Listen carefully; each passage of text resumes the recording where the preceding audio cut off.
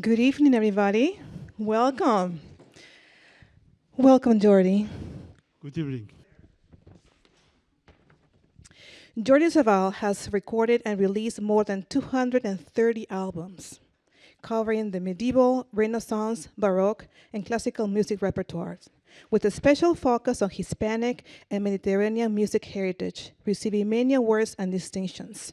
His concert programs have made music an instrument of mediation to achieve understanding and peace between different cultures.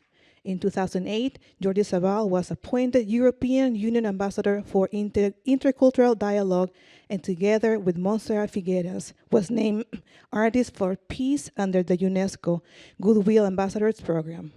Jordi, it is a pleasure to have you back. It's for me a pleasure. Thank you.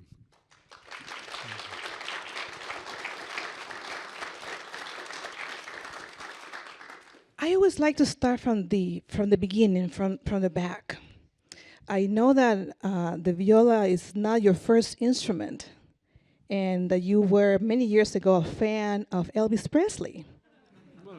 So could you please share your beginnings? 14, when I know you were. I'm sure that we would love to hear your beginnings at that time. Well, I think Elvis Presley has made a big revolution in the music scene. And as teenager, I think it was very fascinating discovering this new way to make music. And this time I was playing also with my friends, guitar, percussion, harmonica, everything. And then I discovered, I was studying in the conservatory, and one night I go to my classes, and my teacher was not teaching, was rehearsal a Mozart Requiem with the string quartet and the vocal ensemble. And I sit in a small place and I listened the whole rehearsal. And then I was, so touched by the music, and I decided to be a musician. I have tell me myself, if the music has this power, I have said, I would like to try to be a musician. And I chose the cello because I was singing 7 years long as a soprano singer in the school choir, and in a certain way, when I changed the voice, it was impossible to sing. My father, the voice was bad, not nice at all. And with the cello, I found again my voice. And this was very, very special because I bring the cello at home and I try to tune and thinking, oh, this is nice. But my God, this instrument is not good. Or no. And then I very quickly I understand. To make a nice sound, you have to do a nice movement, make the right pressure, the right place, in very quick time, very fast. I found the way to produce a nice sound. And then my fingers was already in the good position. My fingers are very, I cannot, they are very strong. And without making effort, I found very quick the position and very quick also the way to sing. And then I found myself home. And then this time I was reading Mark Twain, the nice tales of Huckleberry Finn, etc. And Mark Twain says one time, there is in life two important moments. The day you are born, and the day you discover for what you have been born. And in this moment, I remember for this decision, and this saves my life, I think, because I don't know what I was been doing without the music. I think maybe a terrorist or or something. I was angry. I have born after the Civil War in Spain, and the Civil War finished in 1939, and I was 41. And it was very difficult time, very, very difficult time. And I remember I was full of strong energy against Franco, against the situation, against the terrible situation that we have to be, the Catalan people. My parents called me Jordi, but in the certificate of birth, they have to write Jorge, because the Catalan was forbidden. In my first years, all official documents are Jorge. And only later when this was accepted by the original. Well, this is not musical history, but this explains many things of my life, because I was always thinking with dialogue, with equality, with freedom, with things that we can do with the music, you know. And that takes me to my next point. You talk about cultural interchange as the only way to accept that there is no real truth, no one truth. And I see that you take that idea to your work, to your music. Can you please talk about that? You know, in a certain moment of the St. John Passions, after Jesus said we have to find about the truth, and Pilatus asked Jesus, what is true? Was ist Wahrheit? And Jesus don't answer. And I think maybe sometimes you can think that when people think they have the absolute truth, then we become difficult dialogue. Because the moment you are in possession for what you think is the only possible, then it's difficult. There are many ways to see the truth. It depends from which side. It depends from what you can, you know. And I think many of the wars in the human being history was because one way from one religion, they are fighting against other because they have to demonstrate that his truth is the only possible, you know. But saying about the music and the dialogue, you know, I think, imagine it now, this historical moment. Francis Xavier arrives after more than 1 year traveling in Japan. And all the people in the city, the tourists, are coming to say welcome. And then he realized that he don't understand any Japanese language. And then he was thinking, what we do? And then he says to all his, we will come and sing hymns.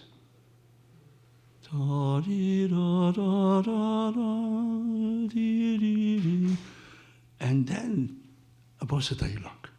Even like this, the Japanese people understand that this Spanish people has a nice language. A language they talk directly to the heart, you know? And this, I think, I can imagine also the same. The first time the Spanish, with Columbus, the Spanish sailors arrived in the New World, it was impossible to speak to the people. It was so different language, but they play the guitar, they sing. And with this, they create. So this music, it's the real important language of the human being. The language that makes all equal, because even the very different musical traditions, if you take a little time, we can understand, and we can understand the beauty also for these different. And another side, in Europe, we have created a specific language, which is very different from the most language of the musical language of the world, because in the medieval time, music is melody, and rhythmical, but no harmonies, no counterpoint, like in the mostly traditional music in all the world. But at a certain moment, around 1200, in some monasteries, in Las Vegas, in Spain, in Italy, in Notre Dame, some musicians, especially women, start to compose many voices. One voice, second voice, third voice, and this is the start of the European language. In this moment starts this concept of music with many voices, and a little later with counterpoint. And then we invented the musical harmonies, the dominant, the tonica, the subdominant, which makes the whole language that's make the evolution from Dufay, Machaut, Josquin, Palestrina, Monteverdi, Vivaldi, Beethoven, until the dodecaphonismus. And the dodecaphonismus will change again. And so there was no harmonic concept, no melodies. You have to have 12 tones, and you cannot repeat the 12 tones. You establish a new language. In the same moment, we tried to establish a universal language, Esperanto.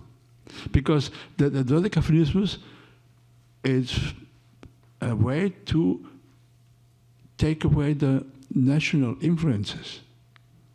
In the dodecaphonismus, you cannot hear Spanish influence, German, Italian, no. The dodecaphonismus is a neutral language, like the Esperanto, which is a mix of the different languages. You know?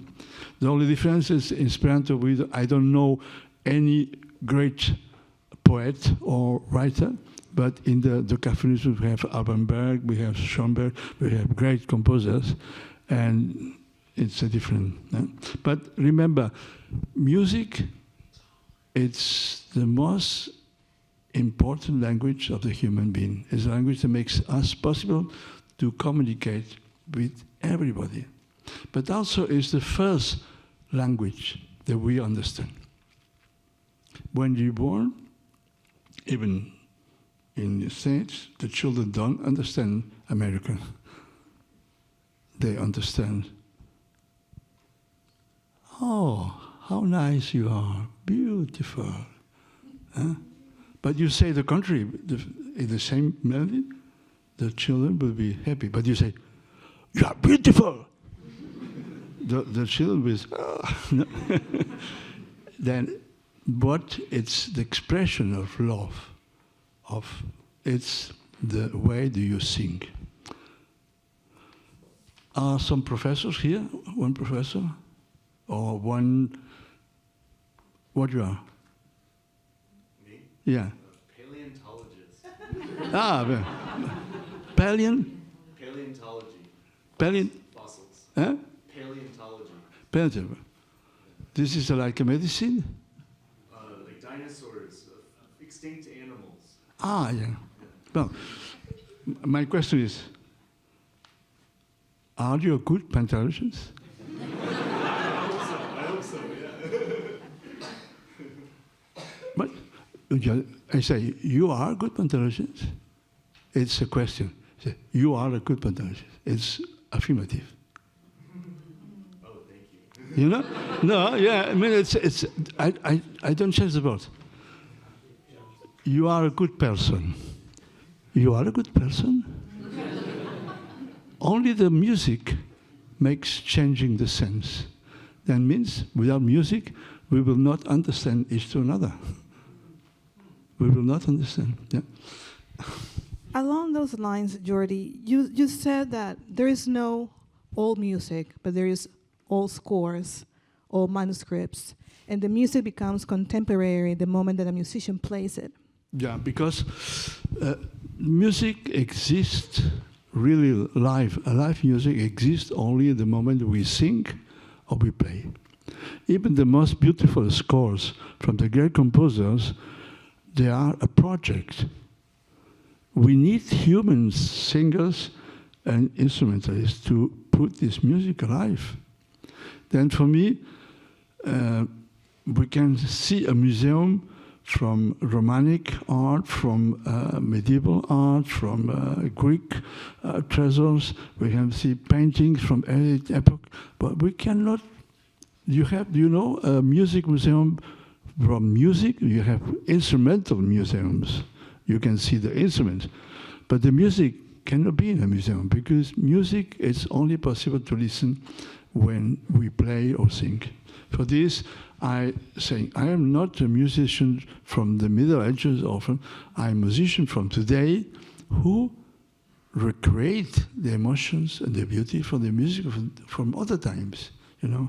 And this is why the music is always contemporary.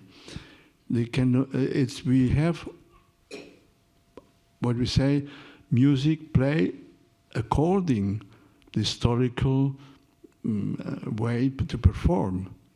This is true, we have difference, because in the evolution of the instrument language, we make the instruments better. Through the modern instruments are brilliant, are playing all the notes in perfect tune, but in the time of Bach, or the time Mozart, Haydn, the wood instruments was made with wood. Today, all the wind instruments are made with metal, plastic, or other things. The wood is nothing more, and then the sound is totally different. The horns, the trumpets are natural, playing brilliant without to be too loud.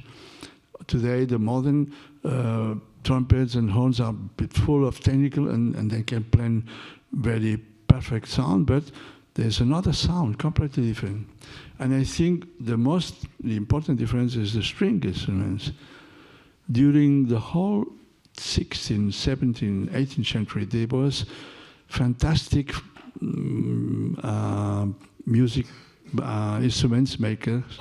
They make the perfection of the instruments, always based on the idea from gut strings, beautiful flexible bows, and the traditions. You can imagine that a good musician learn from a good teacher, preserve his traditions, and give these traditions to his students. There's always a lot of information going through. Then,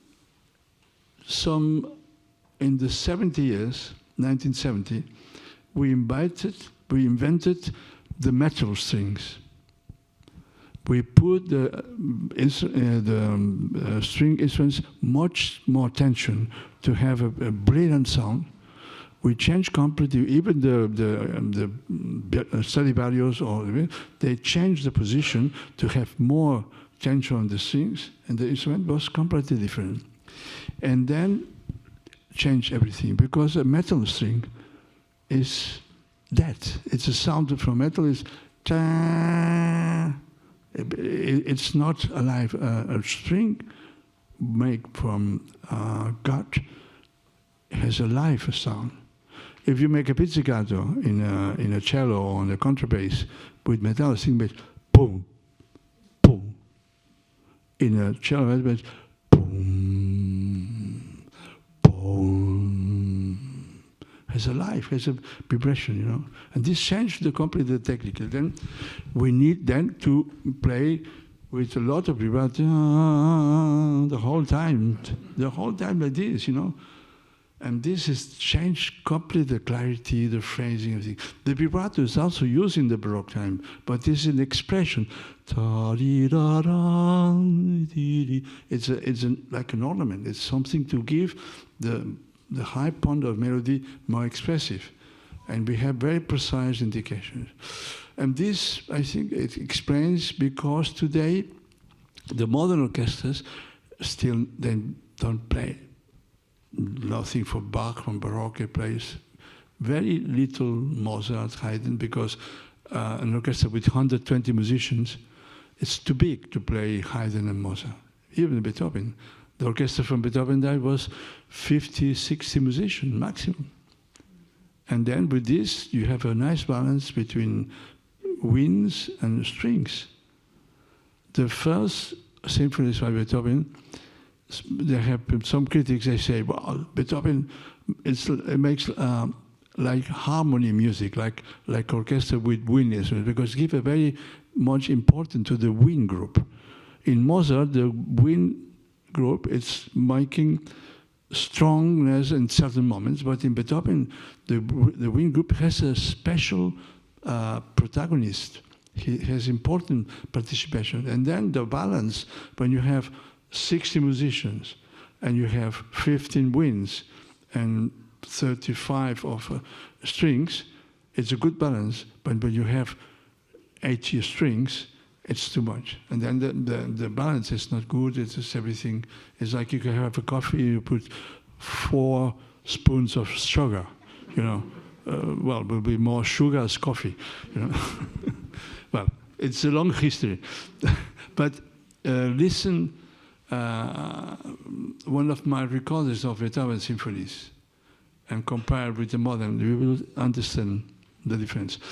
I compare this many times with reestablishing from paintings, very old paintings in churches or on different places, which was in the 20th century very dark, because there was a lot of smoke from the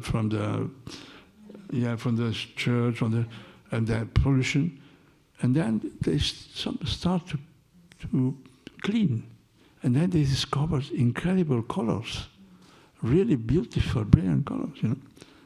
And when you play a Beethoven symphony with the instruments of the time, you discover colors that today don't exist in the modern orchestras. They are very different. I don't say the modern orchestra can play beautiful also, but this is not the question.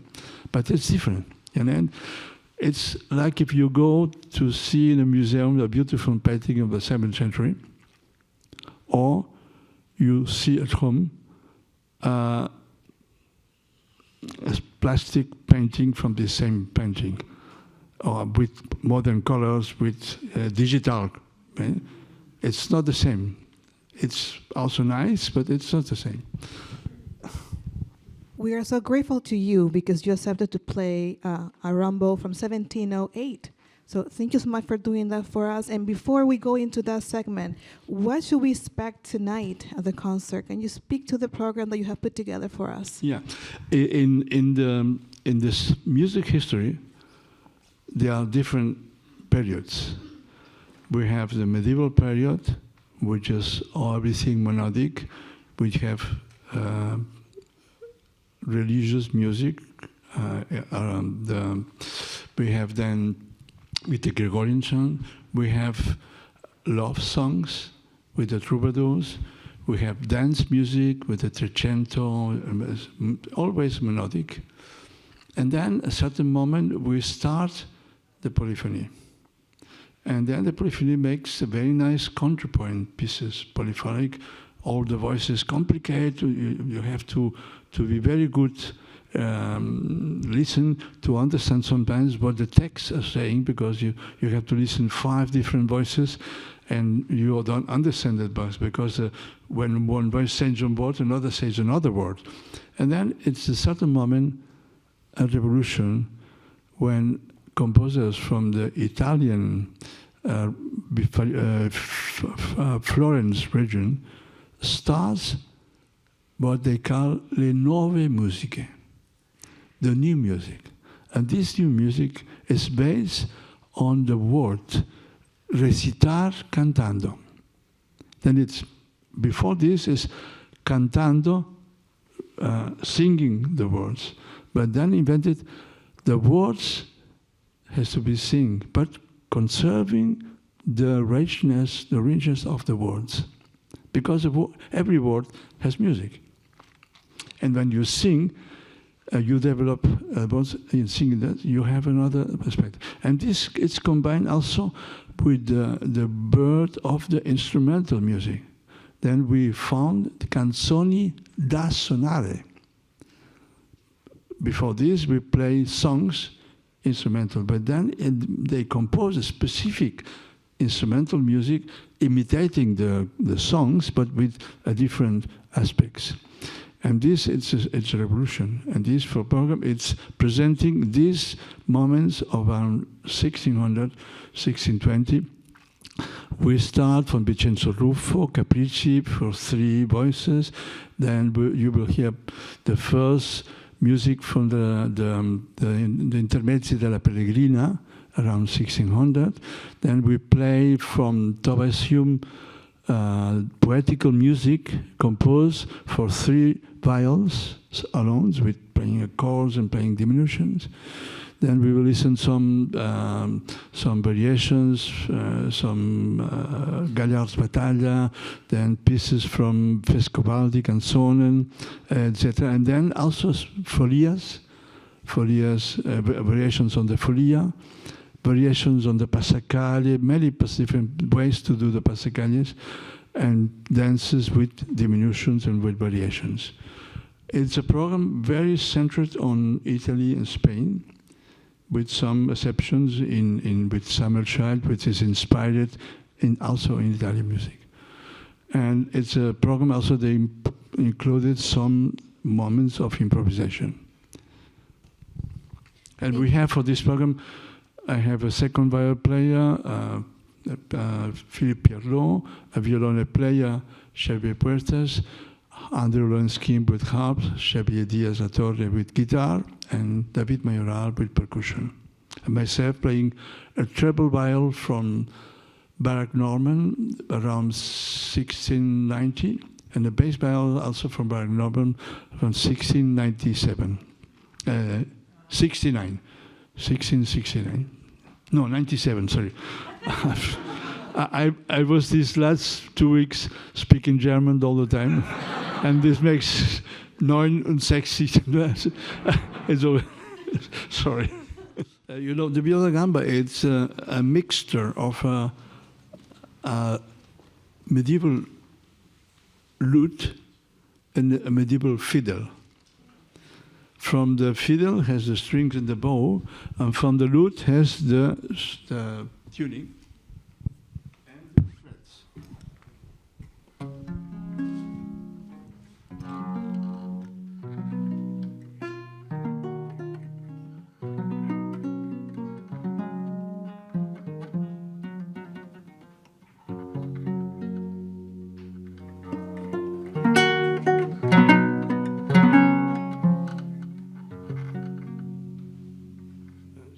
You cannot do this with the cello. It's impossible. But the cello can do also very nice things. Eh? And the only thing that with the cello, with the violin family, you have to play like this, because it's impossible to play a violin. No? This, and then the cello and is the family from the violin, and they play also like this. But in the Renaissance, like here, was no way to make tension. And then if you play like this, strong, then will be touch the boot.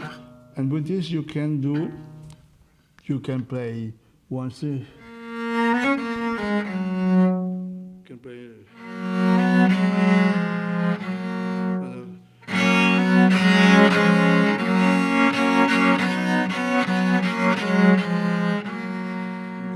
Force is 5.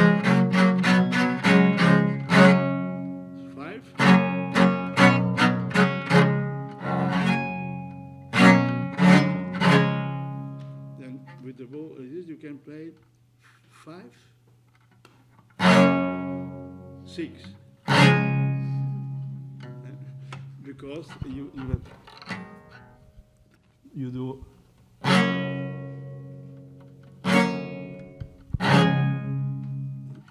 And this is also the other advantage for the viol bowing is you have the control with the fingers. Oh, and this control is physically connected with your sensibility.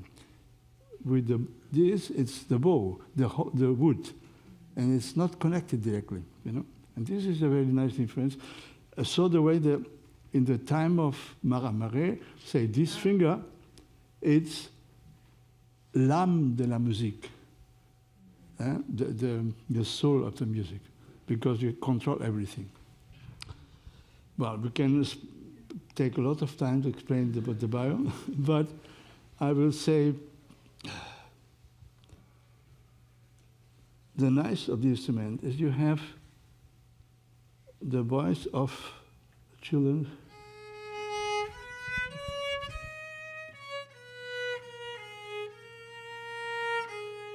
of a woman,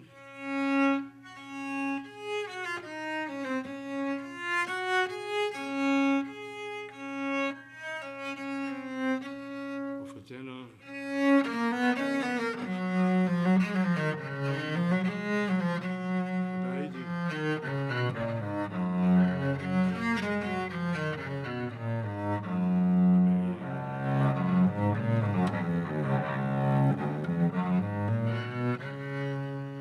all the voices of the human being.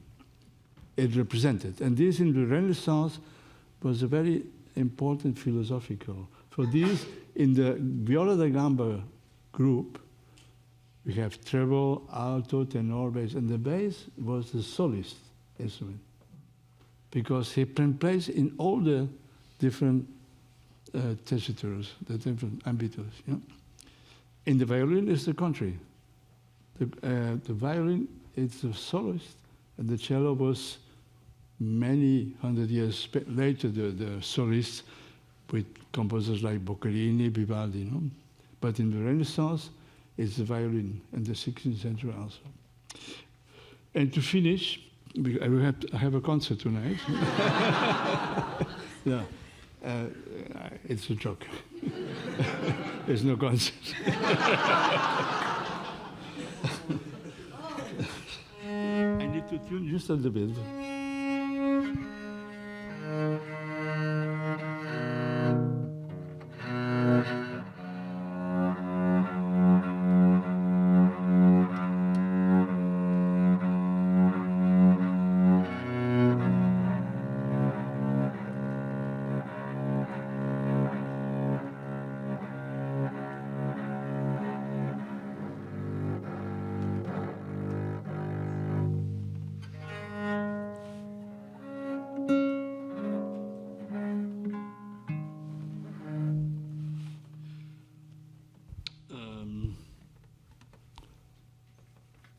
Musette by Maramaré.